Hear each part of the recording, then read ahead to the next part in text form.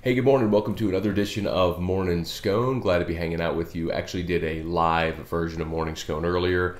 Having some trouble uploading it, so figured, hey, let's redo Morning Scone for those of you who didn't see it live.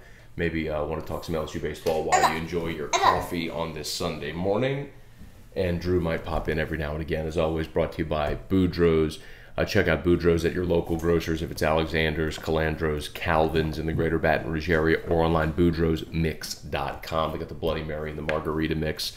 Very proud sponsors here of Morning Scone. So thanks to them so much. And if your local grocer does not carry Boudreaux's, why not?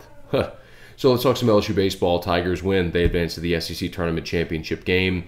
It's the Pulmonary Invitational. The guy's won 6 of them. He's going for number 7 today.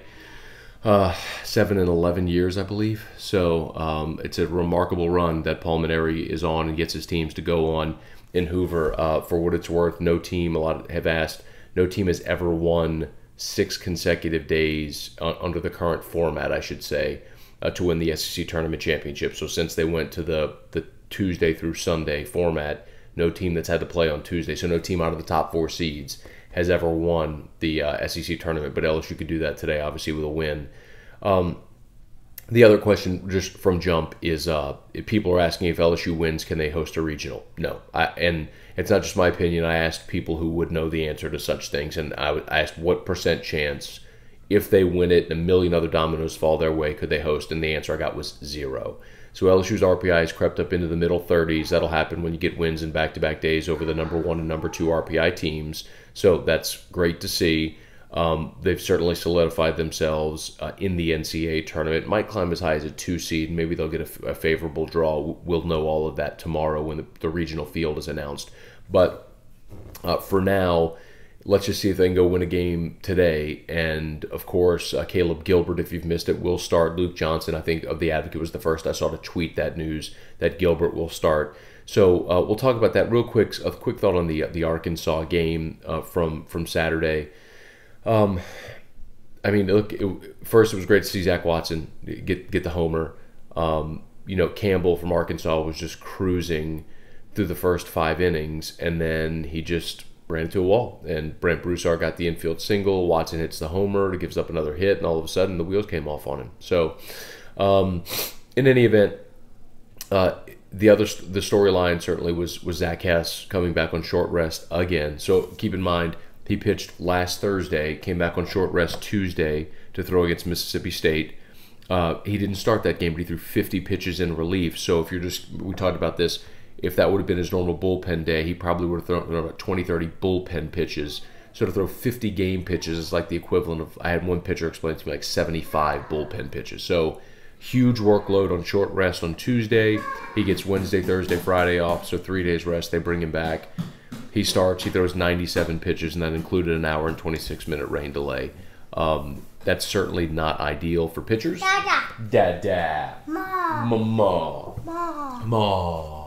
It's not ideal for pitchers to take that long of a break. If you watch the broadcast, Kyle Peterson and Chris Burke actually got into it pretty heavily about the impact and Pulmonary's explanation for bringing Zach Hess back on after that hour 26-minute delay, especially on short rest. I just personally, I didn't like to see it. I think you've got bigger fish to fry next week at the regional, and the greater importance is being as close to full strength as possible next weekend. But try telling that to Pulmonary. They're in Hoover to try to win a tournament, and that's what they did. And they threw Zach Hess, and he was brilliant. And to go 7 innings and throw 97 pitches and 7 strikeouts and just 2 walks, 1 hit was the solo homer. It might have been Zach Hess's most efficient outing of the whole season. His first win since the Tennessee series. It's been almost 2 months. It was great to see Hess be that in command at this point in the season, especially on short rest. He still dotting 94 on the gun. On the broadcast, they said the stadium gun had him at 98 at one point. So that's some serious heat, man. But the TV broadcast had it at 94. Regardless, when your command is like that and you're that in command of the game, it's encouraging. So here's hoping. My thought is, and we'll talk about today as well.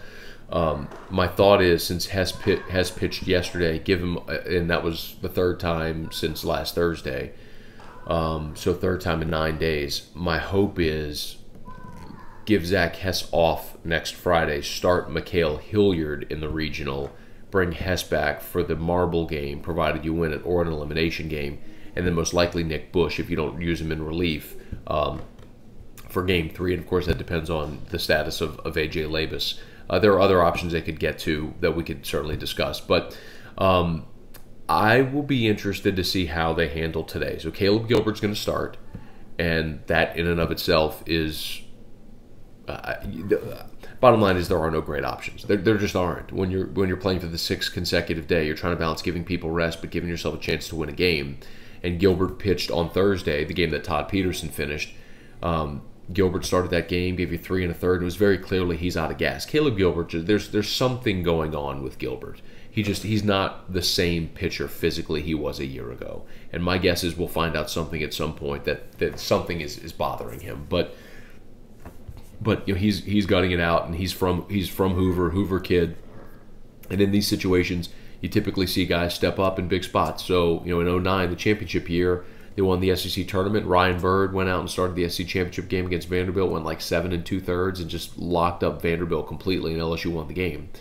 I don't know that Gilbert's going to be able to give you that type of outing, but if Gilbert can do sort of what Russell Reynolds did in Omaha last year in the championship series, where you give him the ball and say, man, go get me 3 innings. And Reynolds did. Reynolds faced the minimum through 3. And then Maneri tried to milk it, and by his own admission, got greedy, and Reynolds got touched up in the 4th. So if Gilbert can go give you 3 and keep you within striking distance, and then you can start your parade of relievers, whatever it may be, you can give yourself a chance to piece it together. Mikhail Hilliard might be able to give you an inning. Today would be a bullpen day for Hilliard, so maybe instead of throwing a bullpen, he can give you an inning. After Bush threw 2 innings yesterday, I can't see you bringing him back today. Peterson threw 5 innings on Friday, or on Thursday rather. With 2 days off, do you really bring him back? Maybe to give you an inning. They let him warm up yesterday, which was I couldn't believe. But again, when you get into this format and you need to go get outs and you're trying to win a game, you kind of do what you have to do, but you try to balance these guys' arm safety and their futures as well. So you probably have at your disposal. You certainly have Trent Vetmeyer and John Kodros and Will Reese and Clay Moffitt and guys that are Taylor Peterson, guys that are the arms on your staff that haven't been used. And I guess it really depends on how the game goes. If it's within reach, I think Paul Maneri might try to stretch some guys. If it gets out of hand, then maybe it's just, hey, go get through it and get ready for regionals next weekend. So we'll see. But the flip side of that, hey, baby, more what, sweetheart? Oh, your show's over? We'll come sit on my lap, and then we'll go see your show in a second. The flip side of that is, remember, Ole Miss doesn't have a great option either. Home. Ole Miss doesn't have a great option either. They're playing for the 5th consecutive day. They're not going to bring back Rollison or Feigl or any of those guys. Hi, my angel. So, okay. Hey, we're going to go for a ride in the car as soon as Daddy finishes this. We can go for a ride in the car. Go for a ride in the car? Okay, we'll go see Mama. You see Mama later. Sorry. So Ole Miss doesn't have great options either. LSU took a game in Oxford, probably should have won the series, but they blew a lead in the 8th inning. Big opportunity for LSU today to go win another tournament championship and be playing your best ball at this point in the season. So I'm going to wrap this up because I think he's ready to go for a ride in the car. Please hit the subscribe button if you haven't before. Let's see if the Tigers can go pull out one more improbable victory today in Hoover, and check out our friends at Boudreaux's as always. We will be back for Memorial Day Morning Scone tomorrow. We're here every day for Morning Scone. So check us out, subscribe to the page, and all of our radio shows on ESPN Baton Rouge will be on air on Monday as well, because the regional field will be announced early afternoon. So we'll certainly be on air with letting you know where LSU is going and all that stuff. So please make a note of that if you're hanging out on Memorial Day, to flip on the radio throughout the day, certainly on Sports Today. Colada and T-Bob will be on, but the field won't be announced at that point. During Charles and Jimmy's show, the field will be announced, and then obviously we'll have all the reaction to it on AFR. So y'all have a great Sunday, and we'll talk to you tomorrow.